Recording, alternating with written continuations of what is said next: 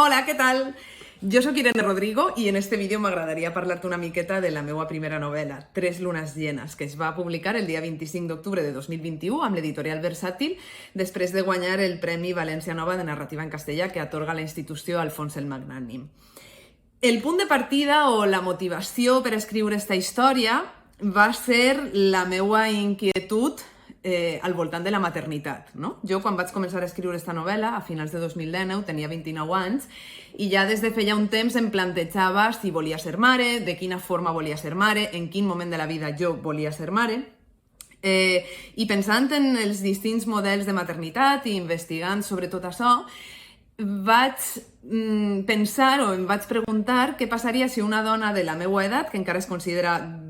jove i que encara la societat pensa que té molts anys de fertilitat per davant, no? Què passaria si una dona d'uns 30 anys, aproximadament com deia,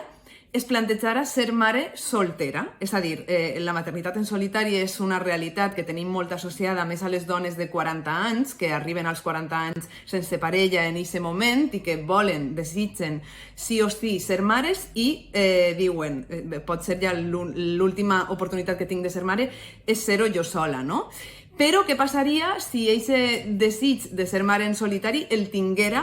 molt fermament una dona de 30 anys, de la qual encara s'espera que té 10 anys com a mínim per a trobar aquesta parella que la fecunde, no? I vaig decidir posar-me en la pell d'una dona que des del bressol pràcticament tinguera clar que volia exercir la seva maternitat en solitari. A partir d'ahí va sorgir la història d'Helena, que és la protagonista d'esta història, que, com dic, és una dona que d'una forma molt natural, des de ben xicoteta, ella sentia que volia ser mare, però volia ser-ho sola,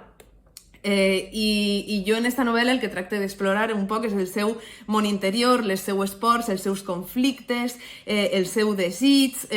com este desig de la maternitat està tan lligat, en la meva opinió, a la creativitat, i la creativitat no només en el sentit artístic, sinó també en el sentit de les relacions que establim amb altres persones. I a partir d'esta premissa o d'este fil argumental van començar a sorgir molts altres temes que a mi m'interessen moltíssim, com ara la menstruació, que ha sigut un tema invisibilitzat, que pràcticament no està present en la història de la literatura. També la relació entre mares i filles, pares i filles. La creativitat, com deia, per a mi és un tema cabdal en esta història, la relació que les dones establim amb els nostres cossos, etc. No? Al final jo crec que Tres lunes llenes és una novel·la que partís d'este tema que pot ser per a moltes persones serà el principal, que és el tema de la maternitat, una maternitat molt concreta, però després va com diversificant-se en altres temàtiques que, en la meva opinió, però jo no soc gens objectiva perquè al final soc la persona que ha escrit este llibre, però en la meva opinió al final apareixen uns altres temes que eclipsen fins i tot a aquesta temàtica aparentment principal, que és la de la maternitat. Això ho puc dir-vos perquè la veritat és que no se'm dona molt bé parlar del meu propi llibre, o sigui que jo vos anime a investigar per internet, a fullejar-lo en biblioteques i en llibreries, i si vos avellís a llegir-lo i després a compartir amb mi a través de les xarxes socials o des d'on siga, què vos ha paregut, quines idees vos ha deixat, sobre quines coses vos ha fet reflexionar i tot el que vulgueu contar-me. Estaré encantada de ser llegida per vosaltres. Molts besets. Gràcies. Adeu.